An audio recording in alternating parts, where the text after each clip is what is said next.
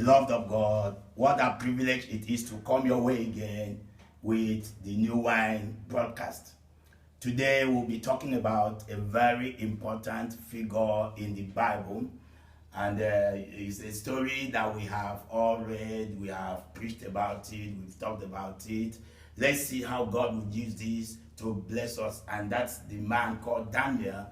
In the book of Daniel chapter 1 verse 8, Bible said Daniel made up his mind not to let himself ritually unclean by eating the food and drinking the wine of the royal court. So he asked Akpan to help him, and God made Akpan sympathetic to Daniel.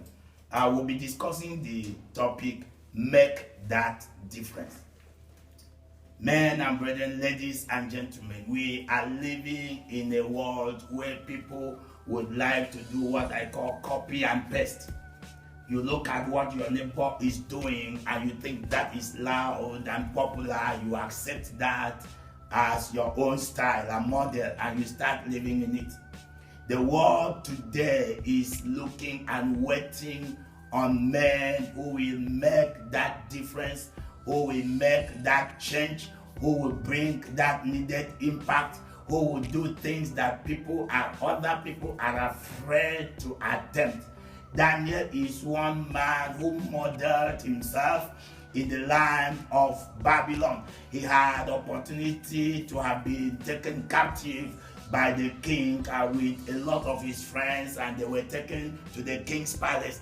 The king had wanted them to be trained for the work of the throne, for them to walk in the throne. And then an allocation was made for them. But Daniel, in his mind, said, I am not going to make myself ritually and ceremonially unclean because of this food. Today, food has defiled a lot of people. Today, money has defiled a lot of people. Today, because of power, a lot of people have defiled themselves. They have done unimaginable, unthinkable things because they want to be in the corridor of power, because they want to make more money, because they want to be famous, because they want to be known, because they want to be connected, because they want to belong. But you see, Daniel determined to make that difference. I'm going to mention a few things that I think you should do if you want to make that difference. Number one, understand yourself. Who are you?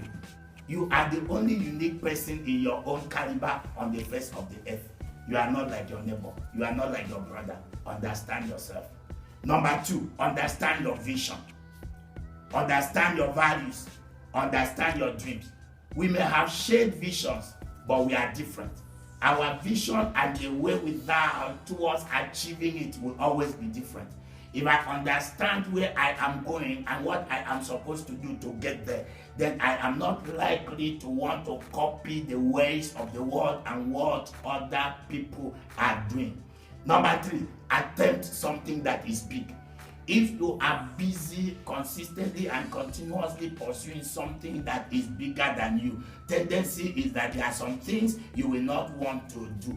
A man that is running after his destiny will not stop on the way and pursue every barking dog. Once you pursue something that is bigger than you, not everything will take your attention.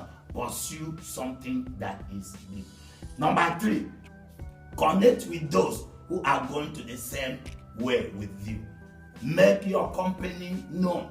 Once you are able to understand what your purpose is in life, those who are hanging around you we naturally know this is where this man is going, and if I do not belong to his journey, let me step aside. Have you discovered that the eunuch that was taking care of these other people sympathized? In other words, the man understood Daniel's plan and knew that this guy is a different guy, and he was sympathetic to them or to him, and he did exactly what he wanted. The last thing I want to mention, if you are to make that difference, is to live your life on purpose. How do you live your life on purpose? You look at what is God's plan for you. You look at what is God's will for you. You look at where God is taking you to. Daniel knew that he was in that land as a missionary. He was not there like every other person that was taken captive. He knew he was there to fulfill the purpose and the plan of God. And he knew that there are certain things he would do that will hinder or even impede or steal the plan of God over his life. He said, I don't want to defile myself. Let me eat what I used to eat at home, so long as I can fulfill that which the Lord has brought me here to do. He fulfilled that purpose. He made that difference. You and I will agree that at the end of the day, Daniel became the vice president in that kingdom because he made that difference. The easiest way to get to the top in that organization, in that church, in that office, in that family, wherever you are, is to make that difference. The world is still looking for men who can make that difference. May you make that difference today, in Jesus' name. Amen.